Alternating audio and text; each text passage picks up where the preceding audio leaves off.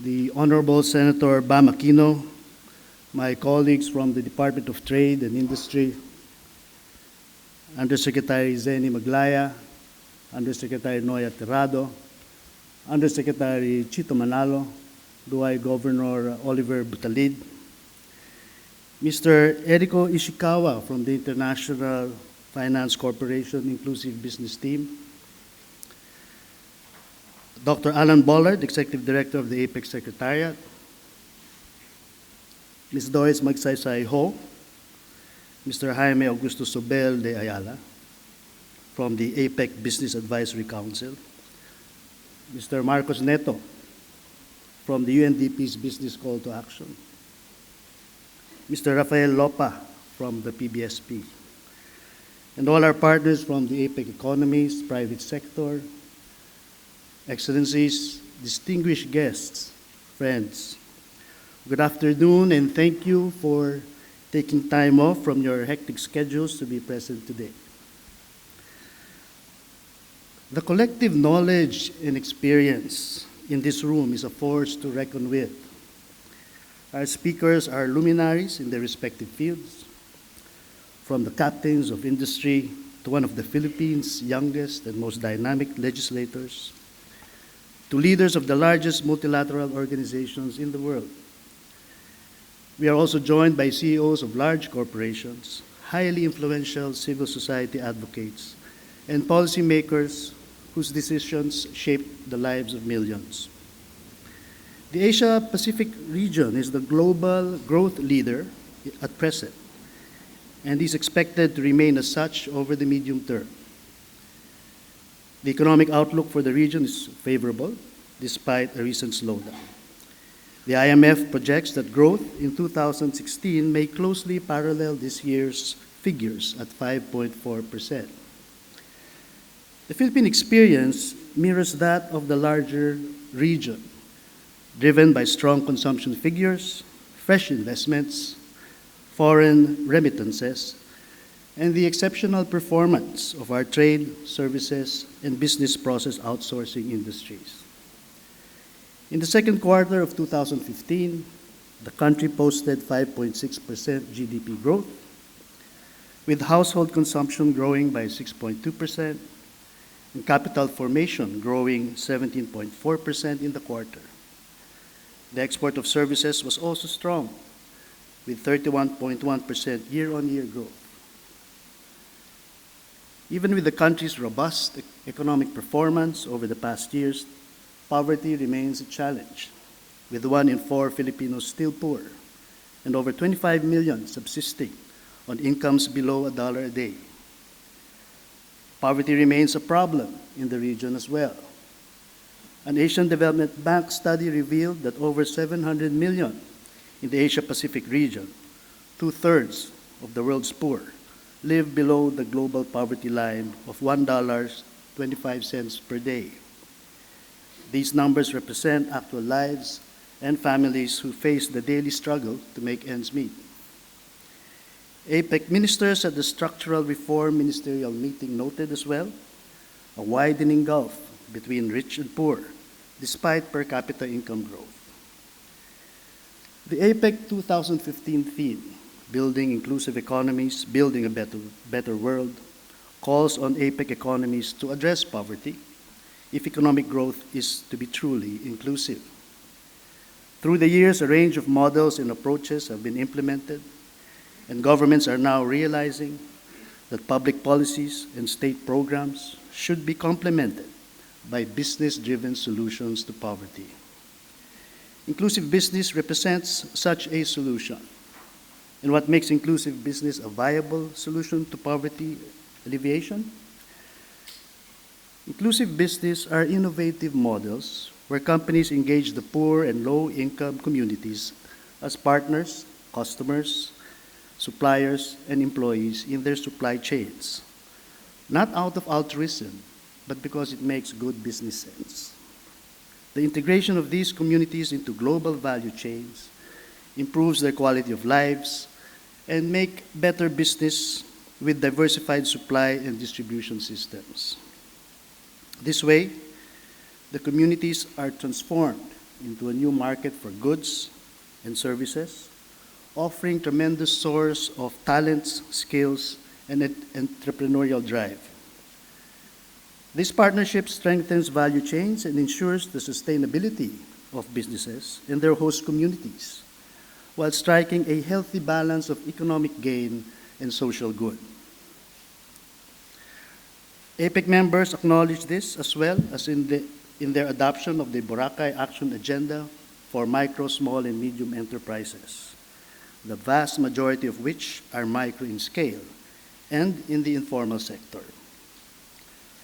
From a government viewpoint, IB helps us meet our development and poverty reduction goals. In our experience, these models result in spreading the benefits of growth to the poor by providing decent, well-paying jobs and high-quality services to poor communities. A number of successful cases of IB can already be found in the Philippines. Identified in studies by the DTI and the ADB, these cases demonstrate how inclusive business simultaneously serves the business objectives of companies while addressing poverty issues. Kennemer Foods provides a strong case for IB engagement. Under the company's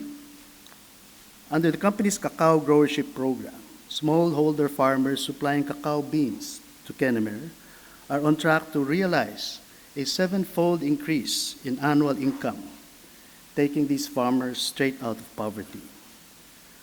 The farmers also saw a 4-fold increase in crop yield, making them more productive contributors in the growing economy, while ensuring for Kennemer a reliable supply of cacao in the long term to satisfy orders from global customers.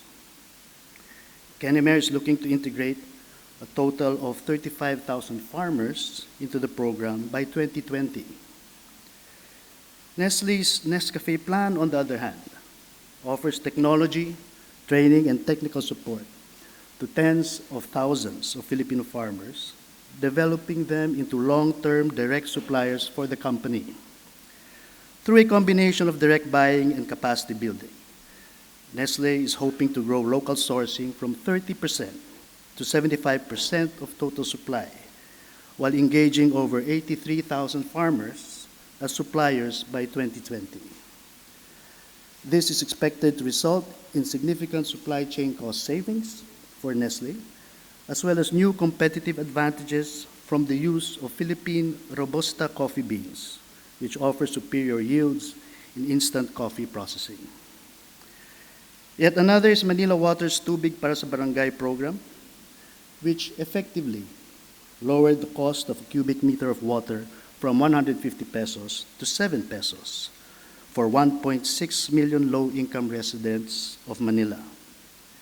They now enjoy clean, potable water 24 hours a day, 7 days a week. The program also improved Manila Water's network efficiencies, resulting in a reduction in system losses from 63% in 1997 to 11% today. Specifically, 700 million liters of water is recovered per day, thus saving the capital expense of building a medium-sized dam of about 25 million pesos. With satisfied customers turning away from illegal connections, Manila Water saw an improvement in collection efficiency from 15% to 100%.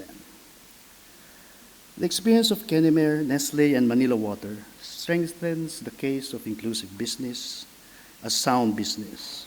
IB results in greater sales, strengthens supply chains, and builds immense brand value among customers and stakeholders.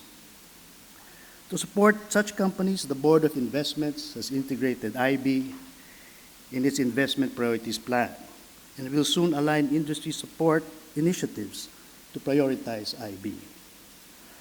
Our focus is on identifying and promoting IB models, encourage more companies to come up with IB solutions of their own, and establish an enabling policy environment where such businesses can thrive and flourish. In doing so, we follow the lead of countries in Latin America and the OECD, as well as the G20, where concrete policy options on inclusive business are already in place. This brings us to where we are now, the high-level dialogue on inclusive business, the main platform for discussing IB at APEC 2015. This builds on prior discussions during the APEC Public-Private Dialogue on Women and the Economy last September, and the APEC Investments Experts Group Public-Private Dialogue on Inclusive Business last August. At the IEG meeting, we recommended making IB a new area of engagement for APEC this year and the years to follow. Through this dialogue, we hope to gain a common understanding and a deeper appreciation of IB, explore its vast opportunities, and chart the next steps. It is with hope that our work here today will carve a permanent place for inclusive business in APEC and continue when Peru succeeds the Philippines as chair of APEC in 2016. To end, I would like to thank all our speakers and delegates who remain committed to pursuing initiatives that will help us achieve inclusive economic growth throughout APEC. With your energy and expertise, we are confident that our shared aspiration of inclusive growth will soon come to fruition. Thank you, and mabuhay.